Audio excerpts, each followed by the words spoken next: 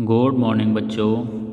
आज मैं आपको 10th क्लास के मैथ की प्रमेय 6.2 जो चैप्टर 6 में दे रखी है उसे मैं आपको समझाऊंगा। तो प्रमेय 6.2 कहती है कि यदि एक रेखा किसी त्रिभुज की दो भुजाओं को एक ही अनुपात में विभाजित करे तो वह तीसरी भुजा के समांतर होती है। तो बच्चों इसमें क्या है, ये हमें एक त्रिभुज दे रखा है ए बी सी और जो रेखा है हमारी डी ई, जो हमें ये दोनों भुजाओं को ए बी और ए सी को एक ही अनुपात में विभाजित करती है। तो हमें सिद्ध ये करना है कि जो डी ई है वो बी सी के समांतर होगी, ये हमें सिद्ध करना है। तो बच्चों ये प्रमेय 6.2 है, ये प्रमेय 6.1 की विलोम है। प्रमेय 6.1 को बोलते हैं आधारभूत समानुपातिक प्रमेय और ये इसकी क्या है, इन्वर्स यानी विलोम है। तो देखते हैं हम इसे कैसे सॉल्व करेंगे, सिद्ध करेंगे। तो सबसे पहले इसमें दिया है त्रिभुज एबीसी में क्या दिया है कि A D upon D B का जो अनुपात है वो भुजा ए ई और ई सी के बराबर है, ये हमें सवाल में दे रखा है। और सिद्ध करना है हमें कि जो डी ई है वो समांतर है बी सी के, डी ई समांतर बी सी हमें सिद्ध करना है।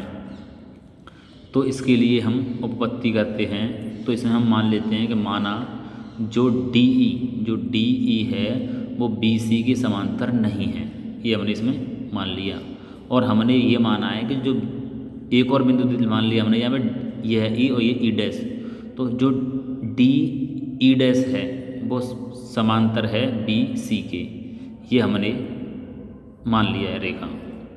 तो अब जब त्रिभुज हमने इसमें ये मान लिया है कि जो डी ई डैश है वो समांतर बी सी के है, तो क्या हो जाएगा, आधारभूत समानुपातिक प्रमेय से, जो प्रमेय 6.1 से क्या हो जाएगा कि जब D E dash B C की समांतर है तो इनका जो भुजाओं का अनुपात है वो आपस में बराबर होगा।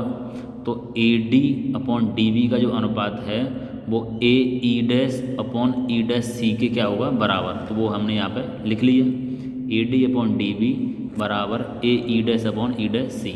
इसको मान लिया हमने समीकरण 1, किससे, बी पी टी से, आधारभूत समानुपातिक प्रमेय से। और हमें A D upon D B बराबर ए ई अपॉन ई सी हमें सवाल में ये दे रखा है, दिया है, ये हमें दे रखा है, तो ये हमने नीचे लिख लिया। और इसको मान लिया हमने समीकरण 2 और लिख दिया इसका कारण कि ये हमें दिया है। अब इन दोनों समीकरणों में हमने देखा कि A D upon D B और A D upon D E यानी ये जो लेफ्ट हैंड साइड है आपस में बराबर है। जब लेफ्ट हैंड साइड आपस में बराबर हैं तो इसके जो मान है ये भी आपस में कैसे हो जाएंगे, बराबर, यानी राइट हैंड साइड भी आपस में बराबर हो जाएंगी। तो समीकरण 1 व 2 से क्या है, A E dash upon E dash C बराबर हो जाएगा ए ई अपॉन ई सी के। तो वो हमने यहाँ पे लिख लिया, A E dash upon E dash C बराबर कर दिया हमने ए ई अपॉन ई सी के, समीकरण 1 व 2 से। अब हम क्या करेंगे कि दोनों पक्षों में क्या कर देंगे, हम एक जोड़ देंगे। तो इस तरफ भी हमने क्या कर दिया, एक हमने ये जोड़ दिया। और अब ई डैश सी का यहाँ पे गुणा कर देंगे और ई सी का भी यहाँ पे गुणा कर देंगे। तो गुणा करने के बाद जो ई सी है पूरी के नीचे आ जाएगी और यहाँ ई डैश सी का इसमें गुणा करने के बाद कर देंगे तो ये भी पूरे के नीचे आ जाएगी। तो यहाँ हमने ये गुणा कर दिया और गुणा करने के बाद ई डैश सी नीचे आ गई और यहाँ हमने ई सी गुणा कर दिया, गुणा करने के बाद पूरे के नीचे ई सी आ गई।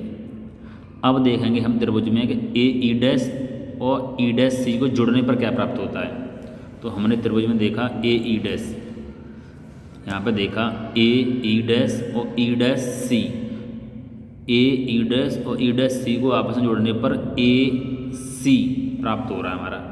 तो इसकी जगह लिख देंगे हम कितना, ए ई डैश और ई डैश सी की जगह क्या हो गया हमारा, ए सी। और ऐसे ही ए ई और ई सी को जोड़ने पर क्या प्राप्त हो रहा है, ए ई और ई सी को जोड़ने पर भी हमें ए सी प्राप्त होता है। तो यहाँ भी हमने ए सी लिख दिया, इन दोनों की जगह क्या आ गया हमारा, ए सी। अब ए सी से ए सी काट देंगे तो कितनी बार कट जाएगा, एक बार कट जाएगा। अब ई सी का ई डैश सी का इसमें गुणा कर दिया और ई सी का इसमें गुणा कर दिया तो हमें कितना प्राप्त हो गया, ई डैश सी बराबर ई सी। अब हमने त्रिभुज में इसमें ये देखेंगे जो ई डैश सी का जो ई डैश सी है वो किसके बराबर है, ई सी के। जो ई डैश त्रिभुज में देखेंगे ई डैश सी, यहाँ से यहाँ तक की दूरी है वो किसके बराबर है, ई सी के बराबर है।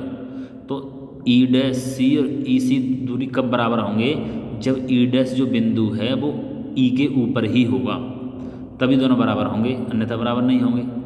तो ई बिंदु कहाँ पर होगा, ई डैश जो बिंदु है ई पर होगा। तो ये बिंदु कैसे हो जाएंगे, संपाती। अब ये बिंदु संपाती हो जाएंगे तो डी ई डैश और डी ई भी आपस में क्या हो जाएंगे, संपाती, यानी ये रेखा इसके ऊपर हो जाएगी।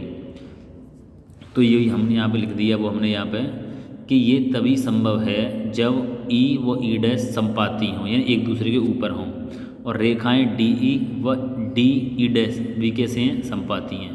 तो दोनों ही संपाती हैं, तो इसका मतलब जो है कि जो डी ई है वो बी सी के क्या हो जाएगी, समांतर हो जाएगा। और यही हमें सिद्ध करना था। तो बच्चों ये प्रमेय 6.2 कंप्लीट हो चुकी है। इसे अपनी नोटों को नोट कर लें और इसका बार बार रिवीजन करें। ओके बच्चों, धन्यवाद।